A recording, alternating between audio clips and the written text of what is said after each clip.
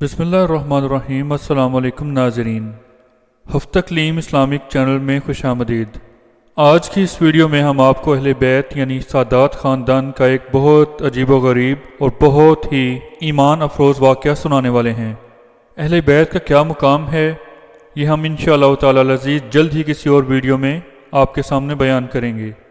اہل بیت اور آل رسول صلی اللہ علیہ وسلم کی فضیلت اور عظمت قرآن و حدیث سے ثابت ہے۔ اسی بنا پر ان کا احترام کرنا اور ان سے محبت اور عقیدت رکھنا ہر مسلمان کے ایمان کا جزو ہے، اور ان سے بغض و عداوت رکھنا اور ان کی بیعت بھی کرنا اور ان کو ادنا درجہ بھی ایذا پہنچانا یا ان کی ذرہ برابر بھی توہین کرنا فوری طور پر اللہ رب العالمین اور رسول اللہ صلی اللہ علیہ وسلم کی ناراضگی کا سبب بنتا ہے۔ ہمارے ہاں ایک مشہور بات ہے جو ہم بچپن سے سنتے چلے آ رہے ہیں کہ با ادب با نصیب اور بے ادب بے نصیب۔ جہاں عام مسلمان جنہیں اللہ رب العالمین نے ادب اور ایمان سے نوازا ہے، حضور سید عالم صلی اللہ علیہ وسلم کی نسبت سے آپ کی اولاد کو سر آنکھوں پر بٹھاتے ہیں اور اہل بیت اور سادات خاندان کی خدمت کرنا اور ان کا ادب کرنا اپنی سعادت اور مغفرت کا ذریعہ سمجھتے ہیں، وہیں ایسے بدبخت بھی گزرے ہیں جنہوں نے دنیا کی چند روزہ حکومت و اقتدار کو بچانے کی خاطر اہل بیت سے جنگ کر کے آخرت کی دائمی زندگی تباہ و برباد کر لی، اور بلا شبہ آج بھی ایسے لوگ موجود ہیں جو اہل بیت یعنی سادات خاندان کو عزت و احترام کی نظر سے نہیں دیکھتے۔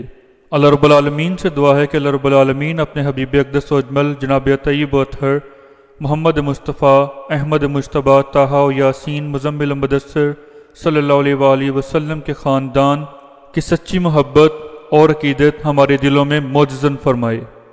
اب ہم آپ کو ایک ایسا واقعہ بتاتے ہیں جس میں ایک خوش بخت کا ذکر خیر ہے اور دوسرا ایک بدبخت ہے۔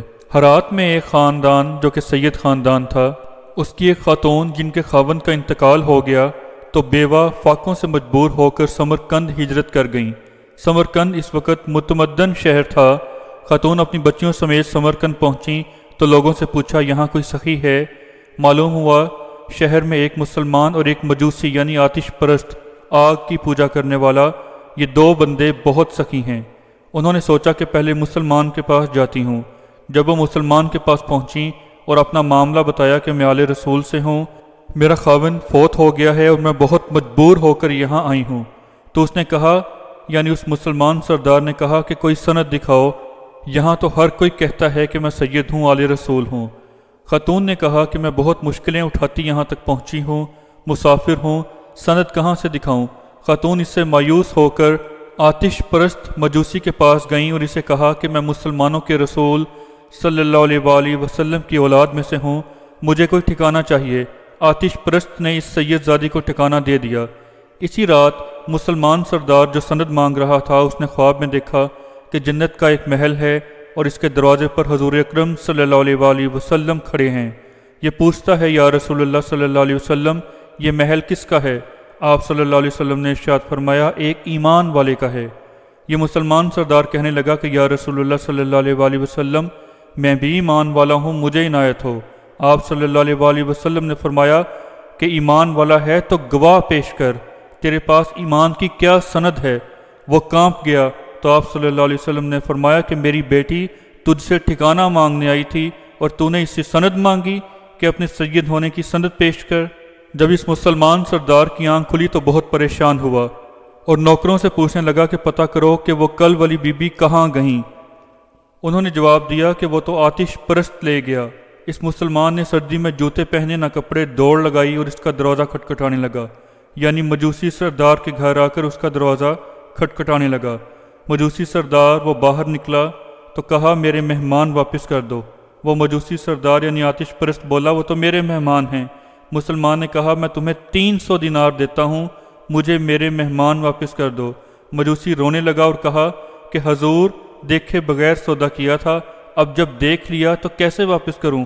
جس خواب میں تجھ کو دھکے ملے اس خواب میں میں نے بھی دیکھا کہ اللہ کے نبی صلی اللہ علیہ وسلم نے تجھے دور کیا اور میری طرف متوجہ ہو کر کہا کہ تو نے میری بیٹی کو ٹھکانہ دیا، تجھے اور تیری نسل کو جنت مبارک ہو، اب میں کلمہ پڑھ کر ایمان لا چکا ہوں۔ اللہ اکبر۔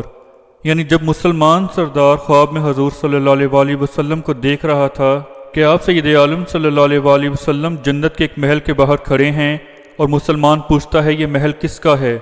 تو حضور اقدس صلی اللہ علیہ وآلہ وسلم فرماتے ہیں ایک ایمان والے کا۔ یہی خواب وہ مجوسی سردار یعنی آتش پرست بھی دیکھ رہا تھا، اور حضور اقدس صلی اللہ علیہ وآلہ وسلم نے مسلمان سردار کو دور کر دیا اور مجوسی کو جنتی ہونے کی بشارت دی، اور اس مجوسی یعنی کہ آتش پرست نے صبح اپنے خاندان سمیت کلمہ پڑھ لیا۔ معزز سامعین، مجھے یہاں بتانے کی مزید کچھ ضرورت نہیں، آپ خواب دیکھ کر، یہ واقعہ دیکھ کر، سن کر اندازہ کر سکتے ہیں کہ ادب کتنا بڑا مقام ہے، اور بلا شبہ طریقت، شریعت، معرفت، حقیقت کی تمام منزلیں یعنی اللہ رب العالمین کے قرب کی تمام منزلوں کی پہلی سیڑھی ادب ہی ہے، اور آخری کڑی بھی ادب ہی ہے۔ جو ادب کر کے آگے بڑھے گا وہ ضرور اللہ رب العالمین اور حضور اقدس صلی اللہ علیہ وآلہ وسلم کا قرب یقینی طور پر حاصل کر لے گا، اور جو بڑی مقدس ہستیاں یعنی اللہ رب العالمین، حضور اقدس صلی اللہ علیہ وآلہ وسلم، آپ کے صحابہ کرام رضوان اللہ علیہ مجمعین، امہات المومنین رضوان اللہ علیہ مجمعین، اور اہل البیت رضوان اللہ تعالی علیہ مجمعین، اور اہل اللہ کی قدر نہیں کرے گا، وہ بلا شبہ سب سے بڑا بدبخت اور سب سے بڑا محروم ہے۔